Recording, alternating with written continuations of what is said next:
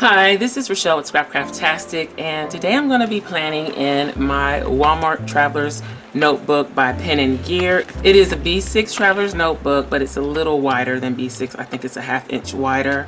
I am using this dashboard, which is beautiful. It's from Coco's Vision. You can use my code Rachelle20 to save 20% off your order. I love this dashboard. I think I'm going to order an A5 version for my other planner. But anyway, so I have this Dollar Tree planner in here that I'm using as an insert in this notebook. So let's take that out. And my planning has been a little off lately. I just haven't been in the mood to do it.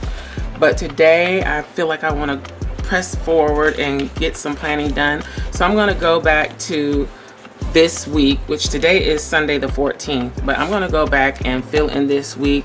I doubt that I will fill in what I've been eating because this is my food diary.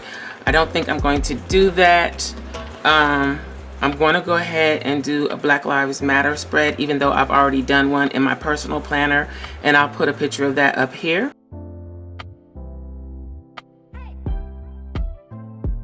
And I actually also did an Instagram video of that, time-lapse video of that spread.